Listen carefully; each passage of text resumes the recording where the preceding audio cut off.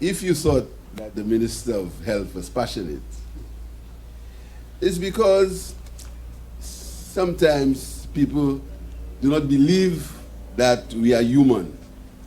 They believe that politicians, particularly those in government, come from a different place, and people have a license to say whatever they want about them.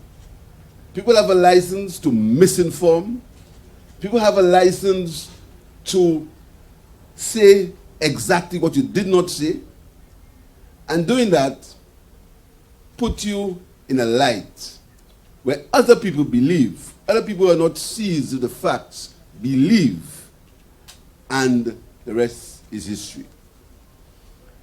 I want to say one thing about the Health and Security Levy. The Health and Security Levy, at its best in March 2025, because a fiscal year, and I want to explain what a fiscal year is not January to December. That's a calendar year. A fiscal year is April to March. So when we speak about the year of infrastructure, the year of infrastructure will end at the end of March and not at the end of December, just for the record. The fiscal year, at the end, projected for the end of March, the Health and Security Levy will bring to this country between $34 and $36 million. The Health and Security Levy. The expenses on the Ministry of Health, without the addition of the nearly $40 million which we are going to inject by the end of this year to pay outstanding bills. I see the financial analyst looking at me. I am the Minister of Finance. The $40 million we are going to inject in the health sector to pay outstanding bills. Some of it, $2.2 million owed to hospitals in Martinique from the year 2001. We are going to be paying it before the month is ended. Some of these bills for local suppliers, people who give dialysis treatment, people who help in the services from COVID. From COVID, they have been owed. We are going to be paying them. Plus the fact that we have allocated $191 million for the Ministry of Health. So when you add the $40 million to that, if my arithmetic is right, you'll get 231, and you add the $15 million that we just gave to the OKAU, you'll see that we spent $246 million on the health services in St. Lucia directly for the fiscal year. And what did we collect? We will collect $34 million on the Health and Security Levy. So when you hear the stories about taxation and the Health and Security Levy, these are the facts on the Health and Security Levy. But I want to take the opportunity to thank the Cuban government and the people of Cuba for what they've done for the health services in this country. You could imagine what the health sector would look without the Cuban doctors and the Cuban medical personnel who were trained in Cuba and who are working in St. Lucia. I really want us, now the people of Cuba are going through a very, very hard time, I want us to stand and pay tribute to the government and people of Cuba.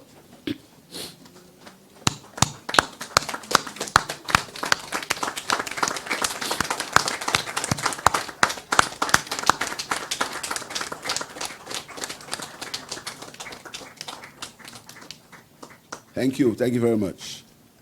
Because it's testimony to the brotherhood, to the resilience, and to the strength of the Cuban people, who are suffering not because of anything they did wrong, but because of their strength and their fortitude and their desire to conduct their own path and to lead their country in the way they see fit. They are suffering. And once more, the government of St. Lucia calls upon the embargo on the people of Cuba to be removed because it's unfair and it's unjust. Thousands of people have benefited from the Cuban support to the medical services. I remember I was in the government when hundreds of people went to Cuba for eye treatment. And when they came back in 2006, we lost the elections. So the rumor was they could see to vote against us.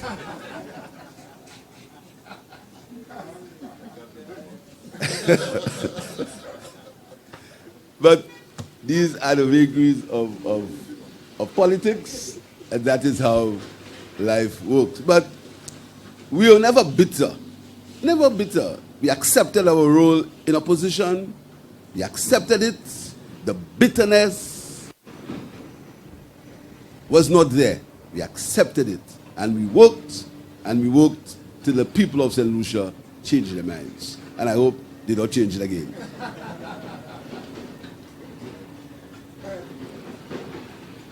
We know that in the health services, there can never be a perfect health system.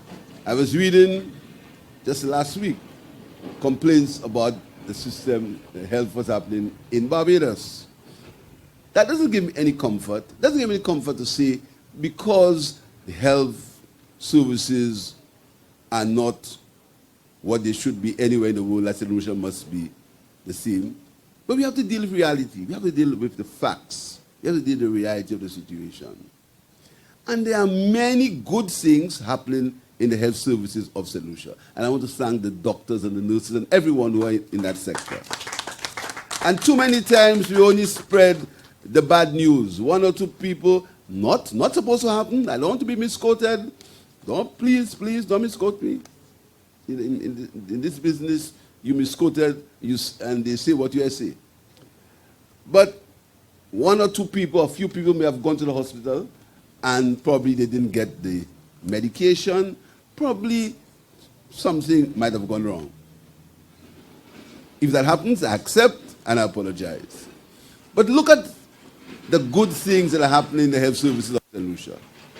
And I want to refer to a press release from the Millennium Heights Medical Complex, where it said that there was a successful pediatric procedure at the complex supported by a St. Lucian, Dr. Sidney, a neurosurgeon who performed almost a miracle on a young St. Lucian.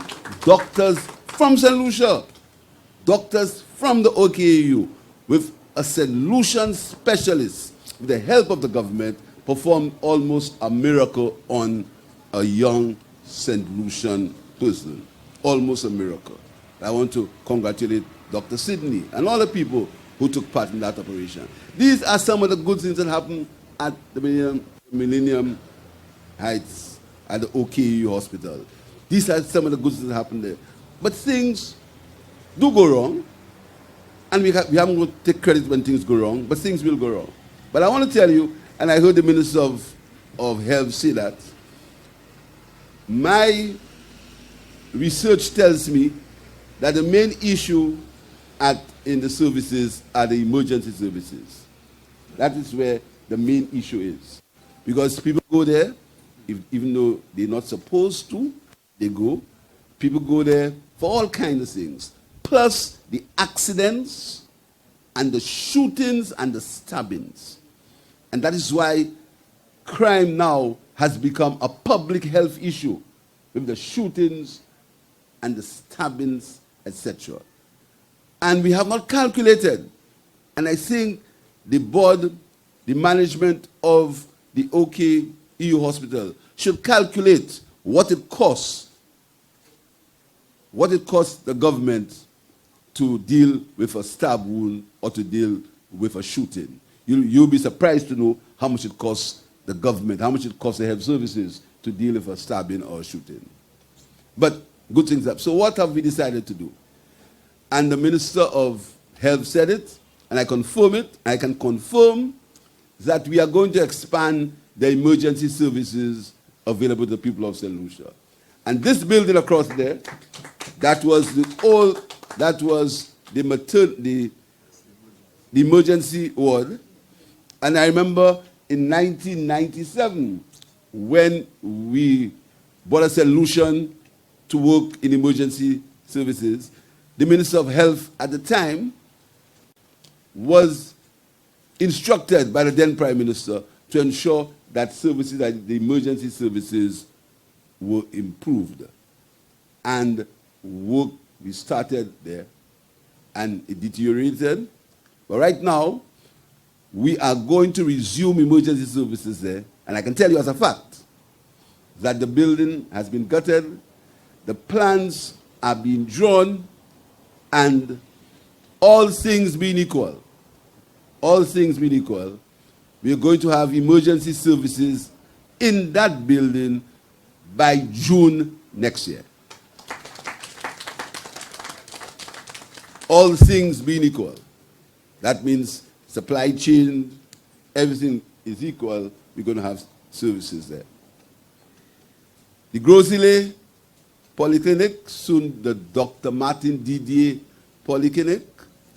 Today, the tenders for the expansion of the Polyclinic supposed to be in. They're going to be evaluated, and an award should be made in 7 days' time. And I can tell you again, as a fact, that work is going to start, and if the contractor doesn't want to take holidays for Christmas, he could possibly start in the last week of December or early January, so that we can have services extended services at the Dr. Martin Didier Polyclinic, so we can relieve some of the pressure that's on the OKU hospital. Health services in the country are improving. And I say it without any fear or favor. And when people believe that when they attack the services, they attack the Prime Minister, or they attack the Minister of Health, or attack the government, they are attacking the hard-working men and women who take time away from their families to be in the hospitals and in the health centers. The nurses, the nursing aides, they are the ones they attack, not me.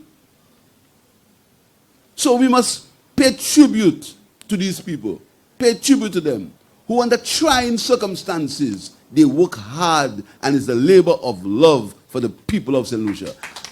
And I want to tell you, I salute you, and the government will do whatever they can to improve the conditions and to improve the services in St. Lucia. We have made no changes. We have not, when people talk about victimization and these kinds of things, we have the CMO, I met her, and I'll probably leave her. Because my job is a temporary job. It's a temporary job.